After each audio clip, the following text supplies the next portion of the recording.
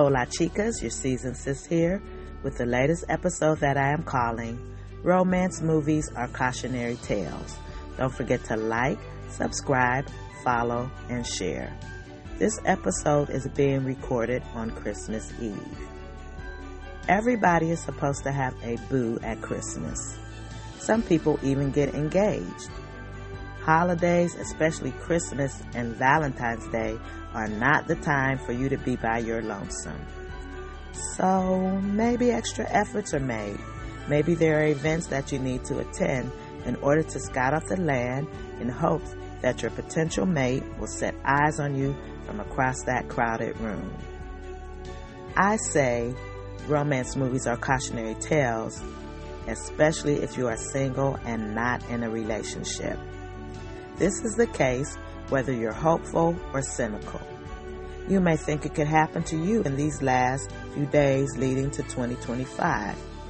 If my knight in shining armor doesn't ride in on a horse, is he at least riding in a one-horse open sleigh? When I asked Google how many holiday romance movies can be viewed this time of year, this was the response. The exact number of holiday romance movies on TV at any given time can vary depending on the channel and the specific date. However, during the holiday season, many channels such as Hallmark, Lifetime, and Netflix air numerous holiday romance movies. Here are some resources to help you find out what's currently airing. Rotten Tomatoes Holiday TV and Streaming Guide, and IMDb. I used to gobble these flicks up in years past because that was the type of books I read. They fell out of favor with me because they are so formulaic and predictable. YouTuber Trey Kennedy shows this better than I can tell it in a hilarious way. I will place a link in the notes. One of the predictable scenarios that is woven into some scripts is Santa and Cupid conspiring to get two people who don't know each other yet or knew each other in the distant past, like they grew up in the same hometown and went to high school together. Usually the woman is the person who is gun-shy or resistance to having a new love or rekindling an old one. The movie usually ends with closing out the old year with a new boo. One Netflix offering is Meet Me Next Christmas. Haven't watched it yet, but I might because my Ralph Angel, Kofi Siriboe of Queen Sugar fame, is in it. Not as significant to me are DeVal Ellis and Christina Milian. From watching the trailer, I kind of think I know how it's going to end. Ralph Angel and Christina meet one year at Christmas and plan to meet the next. DeVal, an all-around good guy, is helping make this meeting happen. Christina's eyes come open and she realizes that she has this great guy right under her nose, falls for him, and they end up together.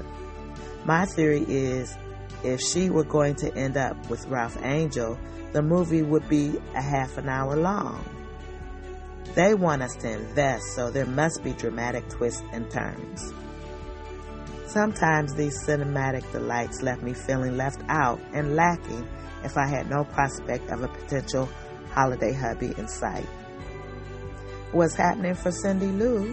Why not me? Hallmark and Lifetime are your obvious go-tos to satisfy your Christmas romance fix. If you don't have cable or the app for these networks, you can still watch some of them for free $99 on YouTube. 47 titles on Prime, free to rent or to buy, date back to 1999. Included is Trolls Holiday. Makes me curious. Will there be a troll engagement or wedding? Most titles have the word holiday in them. In addition, other clue words are Christmas, Merry, Holly, Noel, and Frosty. Netflix has 30 offerings, some of which also fit in the opposites attract and keeping secrets categories. The teaser description for Our Little Secret reads like this: lies, blackmail, and lots of cookies. It's beginning to look a lot like Christmas for two former flames forced to spend the holiday under one roof. I know I have seen this story with different actors.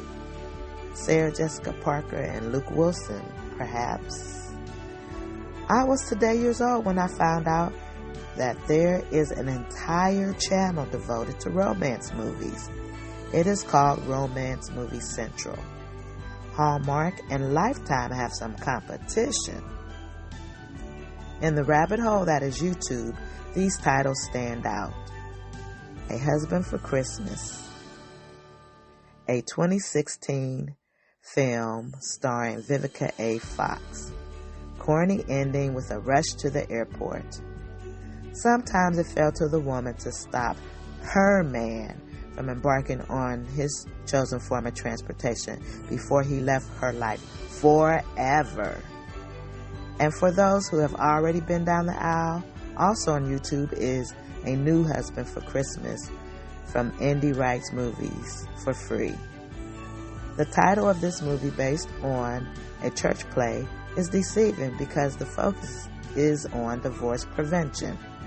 They got their happily ever after because the ones they were with became new. Two unequally yoked couples, where the women were Christians and their husbands were not, have their marriages redeemed when the husbands gave their life to Christ. I remember wiping away tears during the Best Man holiday in the theater. Yes, girl, I boo-hooed. I enjoyed the original, so why not partake of the sequel? Some of the films have snow falling on the crazy kids as they kiss and fall in love, a la Downton Abbey's Matthew and Mary. Aww. New York in the U.S. is popular, but not the only location in the States where these movies take place. Some even offer tropical or European locales. Regular smuggler folks fall in love in most of these films, but some add the plot twist of royalty. Do any of us want to be Meghan or Camilla? Just like many a recording artist makes a Christmas album, agents probably suggest to their actor clients that making a Christmas movie may boost, if not make or break their careers. It may even be a rite of passage. The Jackson 5 made a Christmas album that is still being played today. They did not celebrate Christmas due to being Jehovah's Witnesses. Some of the Christmas songs that are classics were written by people who were religious or secular Jews who don't accept Jesus as the Messiah. I expect the same is true of film productions. Makes me wonder if some actors were even able to convince themselves into believing the roles that they portrayed. We are not resigned to have a Charlie Brown point of view of Christmas pre-Linus' sermon, just because we are not coupled with someone. Our focus should be more on the reason for the season, which is Jesus came to earth to save the world. Unlike the Grinch, I will not steal the joy that you may have for romance movies. If you are a romantic to your core, there is nothing I can say or do to make you like this genre any less. My heart, however, shrunk a few sizes smaller. I'm flashing a yellow light instead of just green lighting these flicks.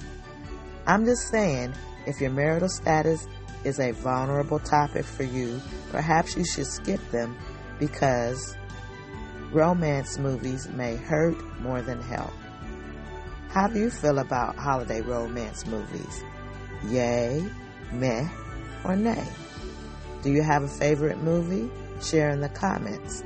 This is your seasoned sis saying thanks for joining me. Remember to like, follow, subscribe, and share. Until next time, later girlies.